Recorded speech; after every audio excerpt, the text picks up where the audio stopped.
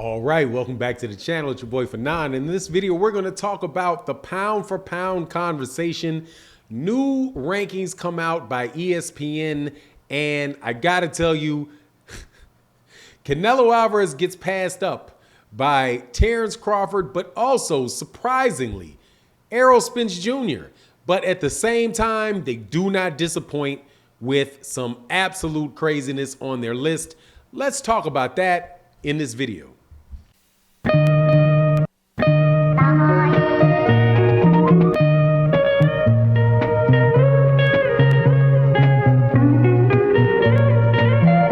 All right, welcome back to the channel. It's your boy Fanon. In this video, we're going to have a pound for pound conversation.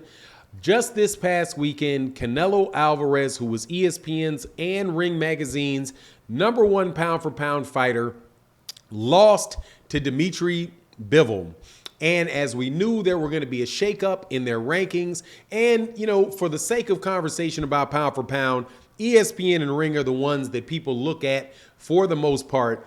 And so we're going to talk about that and just some obviousness that goes on with these guys. They brought somebody else into the lot, a couple other people into it, and got rid of somebody that I knew they were going to get rid of. But before I get into that, though, let me welcome you back to the channel. If you are a subscriber to the channel, a longtime subscriber, thank you so much for your ongoing support. Thank you for watching the videos and the live streams we do every day. If you're new to the channel, please accept my invitation to subscribe to the channel. Hit the bell icon so that you can be notified of when we release more videos, and make sure that you come to the live streams that we do every day, the videos we do every day. Really good boxing conversations going on here. All right, so first things first, Canelo. Let me go through the list with you from top to bottom, or from bottom to top. At number 10, they have Juan Francisco Estrada. Number 9, and I like this, but Shakur Stevenson breaks into the top 10 at number 9. Dimitri Bivol, who beats Terence Crawford, who beat Canelo Alvarez, comes in at number 8. Number 7 is Vasily Lomachenko. Number 6 is Alexander Usyk. Number 5 is Tyson Fury. Number 4 is Canelo Alvarez. Number 3 is Errol Spence Jr. Number 2 is Monster Inoue, or Monster Inoue. And the number 1 is Terence Bud Crawford. Now, here is the thing that is funny to me. First and foremost, I agree with Terence Crawford moving up from number 1 to number 2 to number 1. Monster Inoue, I'm not going to argue about. Terence Crawford, Errol Spence Jr. being at number 3. Honestly, I'm surprised that they did not keep Canelo Alvarez at number 3 and moved up Errol Spence Jr. to number 3. Here is the problem that I have with them, though. From the bottom, first, what happened to Gervonta Tank Davis? I've been telling you that if you look at the way that ESPN does their rankings, they keep the same demographic breakup of everybody. So you bring Shakur Stevenson in, and miraculously, Gervonta Davis drops off. Last ranking system, Gervonta Davis was at number 10. Now, Gervonta Davis has not lost a fight. However, Gervonta Davis is the one that they replace on this top 10 list with Dimitri Bivol. If you look at everybody else on the list, everybody on the list was there. Juan Francis Estrada was number 8. You had Shakur Stevenson, who jumped on, and you have Dimitri Bivol that jumped on. So Shakur Stevenson jumps on, and Gervonta Tank Davis drops off. Another person that dropped off, though, I have to tell you that I am a little bit shocked by this. I do believe the other person that dropped off was Josh Taylor. So Dimitri Bivol replaces Josh Taylor, and Shakur Stevenson replaces Gervonta Tank Davis. And everybody else was on that list before. So what are the demographics? How does the demographics wind up playing out?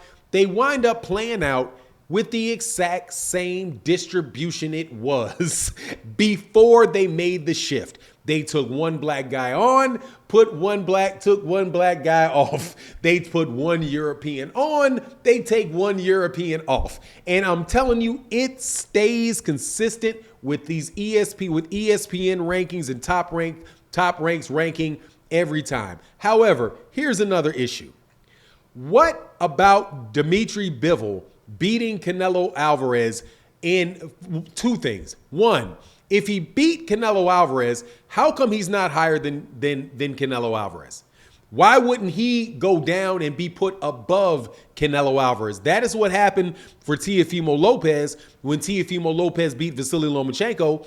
For some reason, Vasily Lomachenko stayed on the list. However, Teofimo Lopez went above the guy that he beat, but not Dimitri Bivol. Dimitri Bivol winds up being 4 places below the guy that he beat on the pound for pound list. And if you say that's because, well, Canelo Alvarez is bigger, Bivol was bigger than Canelo Alvarez was, well, so what? If he's bigger than him. If he was bigger than him, then don't put him on the list because he's not beaten anybody. He still hasn't beaten anybody that is bigger than him or had a significant win in his own division. He's not the top guy at 175 pounds.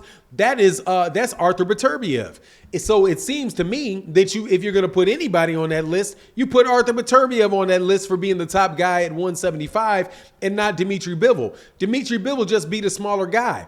But I'm telling you, every time these lists come out, they keep those demographics the exact same. If Juan Carlos Estrada loses, I promise you, that distribution is going to stay the same.